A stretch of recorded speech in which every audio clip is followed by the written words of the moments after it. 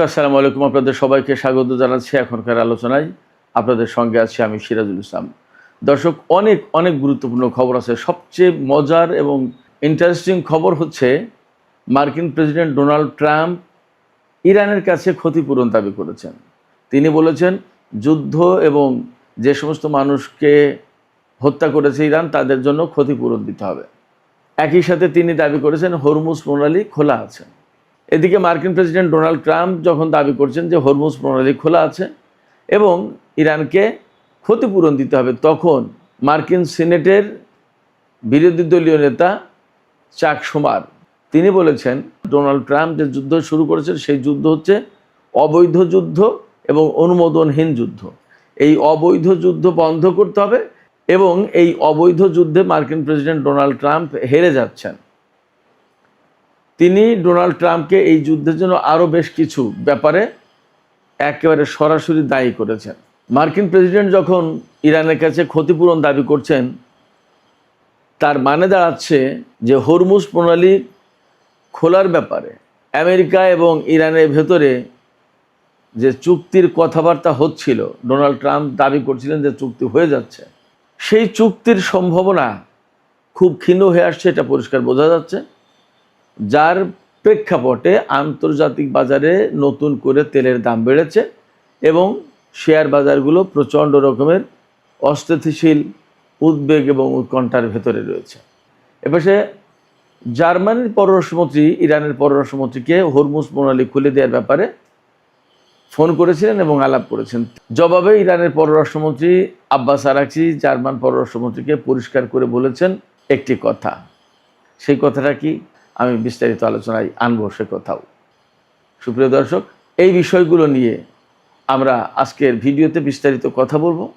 আশা করি খুবই ইন্টারেস্টিং বিষয়গুলো আপনাদের ভালো লাগবে এবং আপনারা শেষ পর্যন্ত সঙ্গে থাকবেন। আর ভিডিও যদি ভালো লাগে তাহলে লাইক, কমেন্ট, শেয়ার করবেন এবং চ্যানেলটি সাবস্ক্রাইব করে প্লিজ সাথে থাকবেন। দর্শক, চলুন আমরা বিস্তারিত আলোচনা করি। সর্বপ্রথম আমরা ডোনাল্ড ট্রাম্পের বক্তব্য দিয়েই আলোচনা শুরু করি।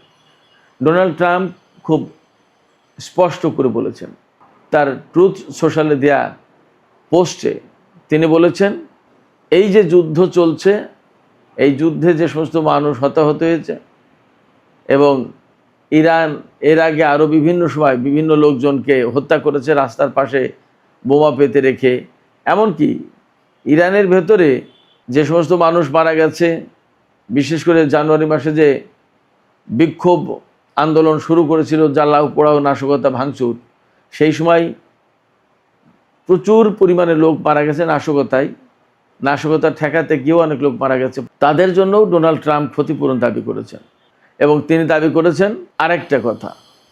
2000 সালে ইয়েমেনের উপকূলে আমেরিকার একটি যুদ্ধজাহাজে হামলা হয় এবং তাতে 17 জন নাবিক নিহত হয়।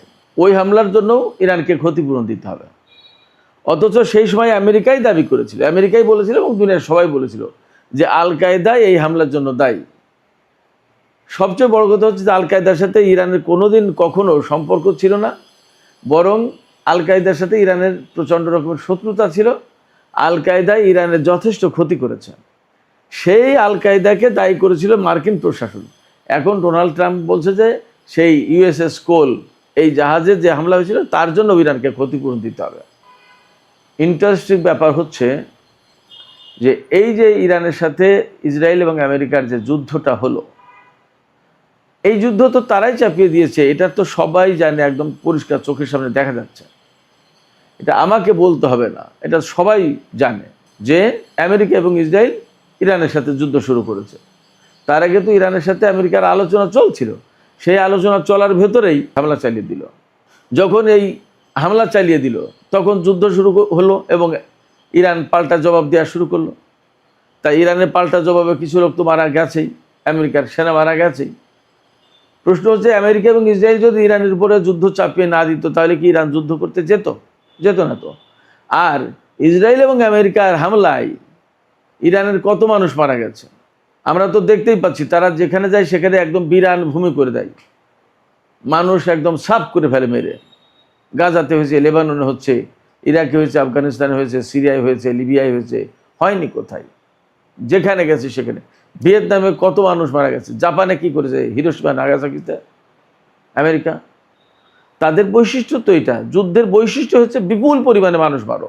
যেখানে যুদ্ধের জন্য দায়ী তারা, এবং এই তো আমেরিকার সিনেটের যে সংখ্যালঘু দলের নেতা অর্থাৎ বিরোধী দলীয় নেতা চাক শুমার, তিনি কি বলেন, এই যুদ্ধ শুরু করেছেন ডোনাল্ড ট্রাম্প, এবং এইটি চাক শুমার বলছেন এটি অবৈধ যুদ্ধ, অনুমোদনহীন যুদ্ধ, মার্কিন কংগ্রেস থেকে অনুমোদন নেওয়া হয়নি, সেই কারণে অবৈধ যুদ্ধ এটা। এবং তিনি এক্সে দেয়া পোস্টে বলেছেন বারবার, যতটা বাক্য লিখেছেন ততবারই অবৈধ যুদ্ধ বলেছেন, যে এটি অবৈধ যুদ্ধ, এই অবৈধ যুদ্ধ এখনই বন্ধ করা দরকার। ডোনাল্ড ট্রাম্প এই অবৈধ যুদ্ধে হেরে যাচ্ছে, এবং এই অবৈধ যুদ্ধের কারণে আমেরিকার জনগণ ভীষণভাবে কষ্টে পড়েছে, তাদের জীবনযাত্রার ব্যয় বেড়ে গেছে, জিনিসপত্রের দাম বেড়ে গেছে, এবং এই অবৈধ যুদ্ধ আমেরিকার সেনাদের জীবন ঝুঁকির মুখে পড়েছেন। চাক শুমার এই কথাগুলো বলেছেন, যতবার বলেছেন যুদ্ধের কথা ততবার বলেছেন অবৈধ যুদ্ধ। সেখানে ডোনাল্ড ট্রাম্প যদি ইরানকে দায়ী করার চেষ্টা করে, তখন সেটা একটা হালকা কথাবার্তা হয় না, একজন প্রেসিডেন্ট সুলভ কথাবার্তা এটা। অবশ্যই ডোনাল্ড ট্রাম্পের কাছ থেকে অনেকেই প্রেসিডেন্ট সুলভ কথাবার্তা হয়তো আর প্রত্যাশা করেন না, কারণ তার পক্ষে হয়তো সেগুলোর বলা সম্ভব না। নানান রকমের বিতর্কিত কথাবার্তা বলেন, উল্টাপাল্টা কথা, কোনটা প্রেসিডেন্টের সাথে মানায় কোনটা মানায় না, এ সমস্ত বিষয়গুলো হয়তো তিনি আসলে ভাবেন না, আমরা দেখতে পাচ্ছি বিভিন্ন সময়। তো সেক্ষেত্রে তিনি যে দাবি করেছেন এটা জাস্ট কথা পিঠে কথা বলতে হয় তাই। ইরান যেহেতু আমেরিকার কাছে ক্ষতিপূরণ দাবি করেছে এবং তারা দিতে রাজিও হয়েছিল, এখন চুক্তি হয়তো হরমুজ নিয়ে হবে না, তার হাতে বের হয়ে যাওয়ার কোনো পথও নেই। চাক শুমার একথাও বলেছেন যে ডোনাল্ড ট্রাম্প এমন এক অবৈধ যুদ্ধে জড়িয়েছেন এবং অযৌক্তিক যুদ্ধে, এই যুদ্ধ থেকে তিনি আর বেরিয়ে যাওয়ার কোনো পথ পাচ্ছে না, তার হাতে কোনো পথ নেই। তো ডোনাল্ড ট্রাম্প যেহেতু কোনোভাবেই যুদ্ধ করেও পারছেন না, কূটনীতিতেও পারছেন না, আবার যুদ্ধ বাদ দিয়ে চলেও যেতে পারছেন না, এই অবস্থায় এখন একটা গান শুরু করে দিল যে ইরানকেও ক্ষতিপূরণ দিতে হবে, ইরানকেও ক্ষতিপূরণ দিতে হবে। এটা কোনো অর্থবহ কথা হতে পারে না প্রেসিডেন্টের কাছ থেকে। বরং চাক শুমার যেটা বলেছেন যে কথাগুলো, সেই কথাগুলো অনেক বেশি গুরুত্বপূর্ণ, সেগুলোর একটা আলাদা মর্যাদা আছে। ডোনাল্ড ট্রাম্প একই সাথে বলেছেন হরমুজ প্রণালী খোলা আছে। হরমুজ প্রণালী খোলা আছে কি বন্ধ আছে তা আমরা দেখতে পাচ্ছি না। গতকালকে অর্থাৎ সোমবার 10ই আগস্ট সোমবার হরমুজ প্রণালী দিয়ে মাত্র 6টি জাহাজ চলাচল করেছে। তার আগে কয়েকদিন গড়পড়তা 8 থেকে 15টা জাহাজ চলাচল করেছে, আর সেখানে গতকাল 6টা আরও কমে গেছে। জাহাজ চলাচল কমে যাওয়া মানেই তেল গ্যাস কম যাচ্ছে সারা বিশ্বে। সারা বিশ্ব তো কলাপস করবে, অর্থনৈতিক মন্দা আসলো বলে যা পরিস্থিতি, এবং সারা বিশ্বে জনজীবন একদম মানে বিপন্ন হয়ে যাওয়ার মতো অবস্থা হবে। তো তেল জ্বালানি না থাকলে কি মশকরা নাকি? এরই মধ্যে নতুন করে আবার তেলের দাম বেড়েছে। আজকে এই তেলের দামের খবর হচ্ছে, আমরা মনে হয় গতকাল বা পরশু $84 বলেছিলাম সর্বশেষ, আজকে $88 উপরে চলে গেছে ব্রেন্ট ক্রুডের দাম। আর ওয়েস্ট টেক্সাস ইন্টারমিডিয়েটের দাম $82.52 প্রতি ব্যারেল। তেলের দাম বাড়ছে, জাহাজ চলাচল নেই, এবং আমেরিকা আর ইরানের মধ্যে চুক্তির সম্ভাবনা খুবই ক্ষীণ হয়ে গেল। এখন এখান থেকে যদি আমেরিকা ব্লকেড না সরিয়ে এবং তার ঘাঁটি তার সেনাদেরকে না সরিয়ে নেয়, তাহলে মনে হচ্ছে ইরান আমেরিকার ঘাঁটিগুলোর উপর আমেরিকার উপর আবার হামলা চালাবে, এবং তারই একটা দিক নির্দেশনা সম্ভবত ইরানের সর্বোচ্চ নেতা দিয়েছেন। এদিকে হরমুজ প্রণালী খোলার ব্যাপারে জার্মানির পররাষ্ট্রমন্ত্রী জোহান ওয়াদেলফুল তিনি ফোন করেছিলেন, আলোচনা করেছেন।